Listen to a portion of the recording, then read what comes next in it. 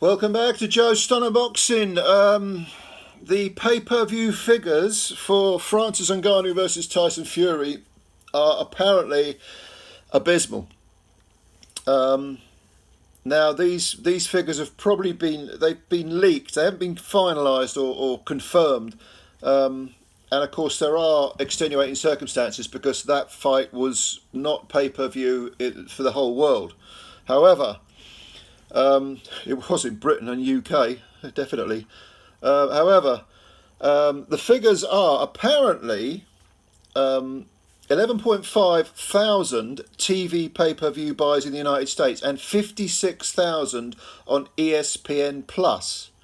Okay, now it was a $79.99 or $80 price tag in the US, which is just absolutely obscene. Even if it was a real boxing match or a stacked, traditional boxing card, proper boxing, real boxing, whatever you want to call it. I mean, $80. The Americans, they just get fleeced to the absolute bone, and it's absolutely disgraceful. I mean, why they put up with it, I don't know. They should boycott pay-per-view totally, but there we are. Well, maybe they have with this, but to give you some sort of perspective, Jake Paul. We all know that influencer boxing and YouTuber boxing is sort of flying and gets the big figures for whatever reason. Jake Paul versus who was it now? Nate Diaz, I think, got 400,000, and Jake Paul against Tommy Fury got 800,000 pay-per-views. Now Canelo Alvarez, if you want a comparison with the sort of elite, real boxing figures, Canelo Alvarez against Jamel Charlo apparently got 700,000, but that's very, very rare for for proper boxing. I mean, a better example perhaps is Terence Crawford against Errol Spence, which supposedly got, I think, 150,000. That's what I've read. Now look, I read these figures, as do you, as does everyone. And sometimes they're contrasting, sometimes they're accurate, and sometimes they're not accurate. So it's all a bit, there's a matter of conjecture, but you normally have to look at where you've got the information from and how reliable is the source. But I don't know. I think this is I can sort of believe that Fury versus Ngannou did very, very badly. I don't mind that it did badly.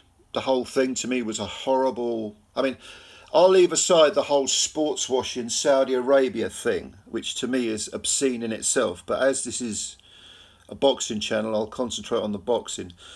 And that is that, the idea that the heavyweight champion of the world can take on a debutante and charge that amount of money for the privilege of watching it is ridiculous, and I'm rather glad actually that the figures were so poor, even though of course we had the shock of Ngannou doing so well. Nothing against Ngannou, by the way. I mean, he's 10 million. Did he get $10 million roughly? I know he said he got 10 times more than he did for all his UFC fights put together, but that's Dana White for you. As Paulie Malignaggi said, an absolute pig.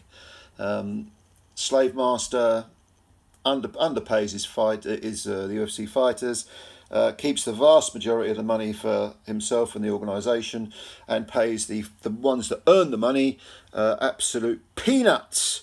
So fuck you, Dana White. But anyway, my little mini rant is over. What do you think of these figures? If they're accurate, are you glad that it bombed?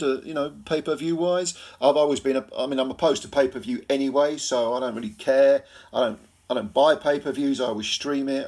No interest in feeding the mouths of the already vastly rich. So you give me your opinions. What do you think? And let me know. Comments below. Subscribe to the channel if you're new. Hit the like button and spread the word about Joe Stunner Boxing. Much love to all of you. Thanks for your time. Catch you later. Bye for now.